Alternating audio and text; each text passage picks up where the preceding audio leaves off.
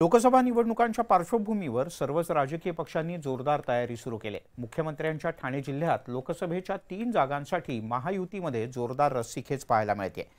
तर महाविकास आघाडीच्या समोर उमेदवार शोधण्याचंच मोठं आव्हान आहे। मुंबईप्रमाणेच ठाणे जिल्ह्यातील लोकसभेची निवडणूक सत्ताधारी तसंच विरोधकांसाठी महत्त्वाची मानली जाते, कारण ठाणे हा मुख्यमंत्री एकनाथ शिंदे यांचा जिल्हा आहे। त्यामुळे सत्ताधारी शिवसेनेसाठी आगामी लोकसभा निवडणूक प्रतिष्ठेची मानली जाते। ठाणे जिल्ह्यात ठाणे, कल्याण आणि भिवंडी हे 3 लोकसभा मतदारसंघ आहेत। त्यातील कल्याण लोकसभेतून विद्यमान खासदार श्रीकांत शिंदे, भिवंडी मतदारसंघातून केंद्रीय पंचायत राज्यमंत्री कपिल पाटील यांची उमेदवारी जवळपास निश्चित मानली जाते। पण ठाणे लोकसभेवरून महायुतीत मिठाचा खडा पडलाय, कारण ठाणे लोकसभेच्या जागेवर भाजपनं दावा ठोकलाय। माजी खासदार संजीव नाईक हे ठाणे लोकसभेतून निवडणूक लढवण्यास इच्छुक आहेत, तर शिवसेनेचे मुख्य प्रवक्ते नरेश म्हस्के आणि माजी आमदार रवींद्र फाटक यांनीही कंबर कसली आहे। भाजपमधून कोण इच्छुक राहणं म्हणला त्यांचा पण अधिकार आहे, ते आमदार आहेत, त्यामुळे ते इच्छुक राहू शकतात। त्याच्यामुळे त्याच्यावरती आम्ही काय प्रतिक्रिया देणार?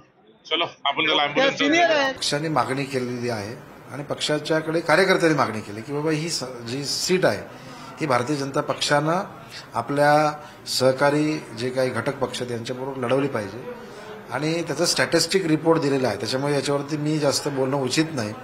नेते मंडळी फार या संदर्भामध्ये सजग आहेत। एकीकडे सत्ताधारी भाजप शिवसेनेत ठाणे लोकसभेवरून चढाओढ लागली आहे, तर दुसरीकडे शिवसेना आणि अजित पवारांच्या राष्ट्रवादी काँग्रेसमधील वाद चव्हाट्यावरती आला। राष्ट्रवादी काँग्रेसलाही ठाणे जिल्ह्यातील सत्तेत वाटा हवाय। आम्ही देखील अनेक असे मतदारसंघ आहेत की ज्याच्यामध्ये राष्ट्रवादीचे कार्यकर्ते पदाधिकारी वातावरण मग गढूळ करू शकतात। ठाणे जिल्ह्यातील लोकसभेच्या जागांवरून महायुतीत वादाची ठिणगी पडली आहे।